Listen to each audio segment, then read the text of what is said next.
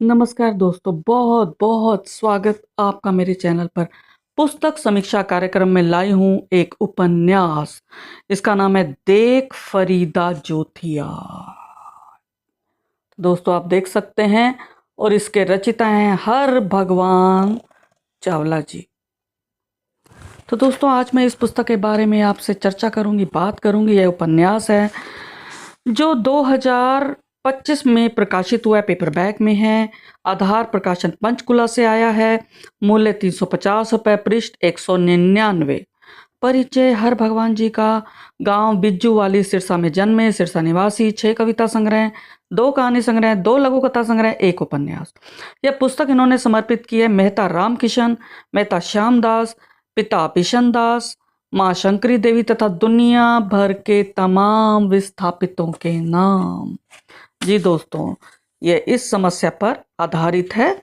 यह उपन्यास आत्म स्वीकृति यानी आत्मकथ्य में हर भगवान जी कहते हैं कि जीवन में जो अनुभव मैंने हासिल किए उन अनुभवों ने मेरे भीतर कई सवालों को जन्म दिया। विस्थापन का जिम्मेदार कौन है? विस्थापित होने के बाद विस्थापित कब तक विस्थापित बना रहता है? और जन्मभूमि क्या कभी नहीं भूलती? उसके बाद ये कहते हैं कि इस उपन्यास के माध्यम से मैंने पुरखों के ऋण से उऋण होने की कोशिश की है, पर लगता है और अधिक ऋणी हो गया हूं। संसार के हर हिस्से में अब घृणा तथा विस्थापन व्याप्त है। यह संसार इनसे कब मुक्त होगा, कब मानवता का परचम लहराएगा, मैं नहीं जानता। मेरी दिली तमन्ना है कि वह दिन जल्दी आए जब इंसान की पहचान सिर्फ इंसानियत से हो, किसी को कभी भी किसी भी वजह से उजड़ना ना पड़े। तो दोस्तों ये था आत्मकथ्य, और अब मैं समीक्षा की बात करती हूँ। इसमें 43 अध्याय हैं। पाकिस्तान से उजड़कर हिंदुस्तान आए हिंदू भाइयों की पीड़ा, त्रासदी, दुख, कष्ट, अवहेलना, संघर्ष इस विस्थापन केंद्रित उपन्यास में क्रंदन की स्याही से बिखरा हुआ है। उपन्यास 1947 से थोड़ा पहले शुरू होकर वर्ष 2022 तक की 75 वर्षीय यात्रा का लेखा जोखा है, जिसमें नदी की तरह कथानक बहता है। पाकिस्तान से उजड़कर आया वक्त हिंदुस्तान में अपनी जड़ें जमाने में तिल तिल मरा। जी दोस्तों, घाव सहे, मरहम पट्टी हुई, फिर जख्म भरे, लेकिन नए जख्म भी मिले। कथानक विस्थापितों के दर्द को तंतुओं में बुनकर तैयार किया गया है। इसका फलक विस्तृत है, पात्र अनेक हैं, लेकिन दुख साझा है। हिंदू मुस्लिम पक्के दोस्त है, लेकिन विभाजन के बाद कट्टर शत्रु हो गए। रगों में नफरतें पलने लगी। उससे भी बढ़कर पीड़ा यह कि जो हिंदुस्तान से पाकिस्तान गए वे मुहाजिर कहलाए, और पाकिस्तान से हिंदुस्तान जो लोग आए वे रिफ्यूजी, शरणार्थी, विस्थापित कहलाए। भारत पाकिस्तान की तो बात छोड़िए, विश्व भर की यही स्थिति है। सब जगह विस्थापित हैं। सबका दर्द एक जैसा है। सबको अपनी पहचान बनाने के लिए आज भी संघर्ष करना पड़ रहा है। सीमाएं ईश्वर ने नहीं बनाई, धर्म भी ईश्वर ने नहीं बनाया। हाँ, इंसानियत उसने बनाई है। जात पात, ऊंच नीच, धर्म, संप्रदाय ये तो सभी मनुष्य ने बनाए हैं, और अपनी सुविधा अनुसार मनमाना उपयोग भी वही करता है। पाकिस्तान के पंजाब प्रांत में मुल्तान जिले से उजड़कर आए विस्थापितों को हिंदुस्तान के पंजाब में जगह मिली। हिंदुस्तान का पंजाब 1 नवंबर 1966 से पहले पंजाब था। बाद में 2 राज्य बने, हरियाणा और पंजाब। गांव बिज्जू वाली सिरसा हरियाणा में लोगों को जमीन अलॉट हुई। रिफ्यूजी कैंपों में लोग रहे। पानीपत, सोनीपत, कुरुक्षेत्र, गोहाना, अमृतसर इनका वर्णन है उपन्यास में। सिराइकी भाषा का भी प्रयोग है इसमें। काफी रिसर्च की गई है। दोस्तों मैं अपने आप को इस उपन्यास के साथ इसलिए जोड़ पाई, क्योंकि मेरे जो दादा परदादा वे सभी पाकिस्तान से हिंदुस्तान आए थे, और सोनीपत में उनको रिफ्यूजी कैंपों में जगह मिली, सोनीपत में बसे। तो मैं आपको एक चीज़ और बताना चाहूँगी। देखिए, किंगर कुल की कीर्ति कथा, यह पुस्तक मैंने अपने व्यक्तिगत एल्बम से, आप समझ लीजिए, अपने पूर्वजों के लिए लिखी है। आप देख सकते हैं ये मेरे दादा की फोटोग्राफ्स है इसमें। तो मैं ये इसलिए कहना चाहूँगी कि ये जो पुस्तक है, ये उपन्यास है, इसलिए मुझे बहुत ही आकर्षित किया इसने, क्योंकि अभी कुछ समय पहले ही मैंने ये पुस्तक लिखी, तो मैं उस दर्द को इसमें महसूस कर पा रही हूँ कि जब मेरे दादा परदादा वहां से आए होंगे तो उन्हें कैसा महसूस किया, उन्होंने कितना संघर्ष किया होगा। अब मैं इस उपन्यास की फिर से बात करती हूँ। सिराइकी भाषा का प्रयोग है, मैं खुद सिराइकी जानती हूँ। और मैं एक चीज और कहना चाहूंगी, इसमें पुराने लोगों से इन्होंने बातचीत के आधार पर कथानक तैयार किया है जो काफी हद तक प्रामाणिक है। मजहब बड़ा है या इंसानियत, आज भी इसको लेकर जंग जारी है। इसमें सिराइकी के अलावा उर्दू शब्दावलियाँ हरियाणवी बोली भी है, क्योंकि वो लोग वहाँ से आए थे तो उनका जो सामना हुआ था यहाँ के स्थानीय लोगों से हुआ था, और वो उनसे उन उन पर कटाक्ष भी करते थे स्थानीय लोग भी। देखिए, दो तरह के संघर्ष हो गए। अच्छा, अब मैं कुछ शब्द बताऊंगी आपको जो इसमें इन्होंने हर भगवान जी ने प्रयोग किए हैं। डाचियाँ, ऊँटनियों को बोलते थे, मुंदरी, अंगूठी, और ऐसे शक्करपारे, मठरियाँ, डोलियाँ, डोलियाँ खमीरा रोटियाँ, ये मैंने खूब खाई हैं अपने बचपन में, और इसका वर्णन है। उपन्यास में भौगोलिक, पारिवारिक, ऐतिहासिक, सामाजिक, सांस्कृतिक, धार्मिक परिस्थितियों पर प्रकाश डाला गया है। स्वतंत्रता पूर्व से 21वीं सदी तक का जो लंबा सफर था, इसमें बहुत कुछ समेटा इन्होंने, और कुछ छूटा भी है, बहुत कुछ छूटा भी है। पात्र भोजराज और नूर मोहम्मद की दोस्ती की बात है, और उनकी दुश्मनी की कथा चलती है साथ साथ। भोजराज और नूरा की अधूरी प्रेम कथा साथ चलती है, और औरतों के दरातियां, चाकू, सुए, मिट्टी के तेल के पीपे साथ रखने का भय, ये सब है। वीरता, ये भी है इसमें। हिंसा, बलात्कार, मारकाट, आगजनी, हैवानियत का नंगा नाच, ये सब है। लेकिन मुसलमानों द्वारा हिंदुओं की रक्षा करना भी साथ चला है इसमें। शादी की रस्में जैसे चंद्राना, जंडी काटना, ये सब मैंने देखा है अपने घर में, अपने रिश्तेदारी में, शादी में यही सब होता था। हमारे इसमें भी ऊंट पर डोली आना, ये सब तो नहीं था क्योंकि शहर था सोनीपत। अच्छा, दहेज में साइकिल मिलना, कहते हैं कि मेरे पापा को भी दहेज में साइकिल मिली थी उस जमाने में, तो मैं जोड़ पाती हूँ इसको।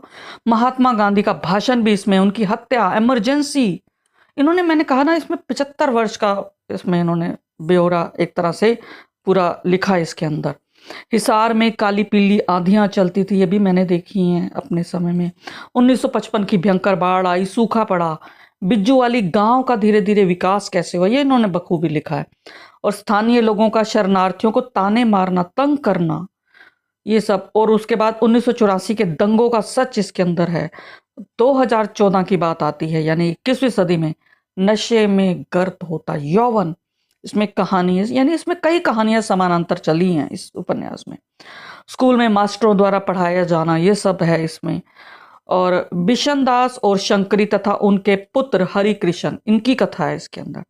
राम किशन, जिसका बचपन पाकिस्तान में बीता था और हिंदुस्तान में बुढ़ापा। तो दोस्तों, ये थी समीक्षा। इसमें फैलाव है बिल्कुल महासागर जैसा। और अब मैं आपके लिए कुछ चंद पंक्तियां इसमें पाठ करना चाहूंगी। अमरलाल को बल बल जा, जोता वाला दिया जगा, यहाँ से शुरुआत होती है इस उपन्यास की। पहली चौकी दरिया दे, हे दरिया वांदे दरिया दे, नित दरिया नीर वहावे चा, ये सिराइकी में है। और उसके बाद देखिएगा, दरिया दे विच लुड़दी वंजा, डुबदी दी कोई पकड़े बाँ, एन ओन देखा कोई ना दिसे, ना धुप दिसे ना छां। ये मैं तो समझ पा रही हूँ।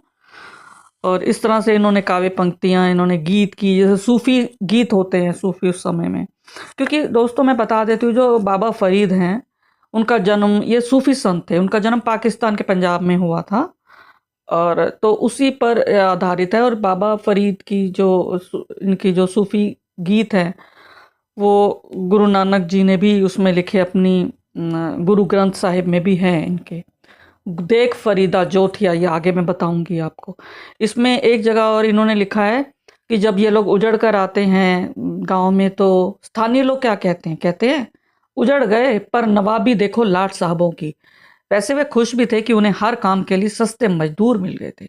दोस्तों, हमारे जो दादा परदादा थे, बहुत पाकिस्तान में अच्छे पैसे वाले थे, लेकिन सोचिए जब सब कुछ छोड़ कर आना पड़ा, तो यहाँ पर कितनी मजदूरी की उन्होंने, मेहनत की, तब जाकर वे उन्नति कर पाए। बहुत स्ट्रगल था उनकी लाइफ में, बहुत संघर्ष था। और एक जगह इन्होंने लिखा है कि गांव को एक सूत्र में पिरो कर रखने वाले पुरानी पीढ़ी के अधिकांश लोग दिवंगत हो चुके थे। ये बात सच है। अधिकांश युवा कनाडा, ऑस्ट्रेलिया, अमेरिका, ब्रिटेन जाने का सपना देखते थे। बड़ी संख्या में युवा विदेश जाने के लिए जरूरी परीक्षा आइल्स की तैयारी में जुटे हुए थे। एक चीज और भी लिखी है इन्होंने, युवा सट्टे और कर्ज के जाल में फंस रहे थे। क्यों? क्योंकि युवाओं में ब्रांडेड चीजों के लिए आकर्षण बढ़ रहा था। ये तो शहरों में भी यही हाल है। ये सब बुरा हाल हो रहा है। यहाँ तो आवारा सांडों, गायों तथा नील गायों से फसलों को बचाना बहुत बड़ी चुनौती थी। ये तो आज भी हमारे शहर में भी ऐसा ही है। सांड, गायें, कुत्ते, नील गायें सब यहीं घूमते हैं, लेकिन इनसे रक्षा करना एक बहुत बड़ा मिशन है। और अब अंत में मैं पढ़ती हूँ, इन्होंने लिखा है, देख फरीदा जोथिया शक्कर होई विष। विष मीन्स विष। शक्कर जो चीनी जहर हो गई, देख फरीदा जो हुआ। साईं बाजो आपने वेदन कहिए किस। ए साईं मेरे, तेरे बिना मैं अपनी जो वेदना है, मैं जो मेरा दर्द है, मैं किससे कहूँ तेरे अलावा। देख फरीदा जोथिया शक्कर होई विष। साईं बाजो आपने वेदन कहिए किस। देख फरीदा जोथिया दाढ़ी होई भूर। आगा नेड़े आया पीछा रिहा दूर। यानी अब तो दाढ़ी भी सफेद हो गई है फरीद, अब तो मौत सामने दिखाई देती है और जो हमारा अतीत था वो पीछे छूट गया। एक आगे लिखते हैं, मैं जानिया दुख मुझको, दुख सवायो जग। उच्चे चढ़ के देखिया घर घर इहा अग।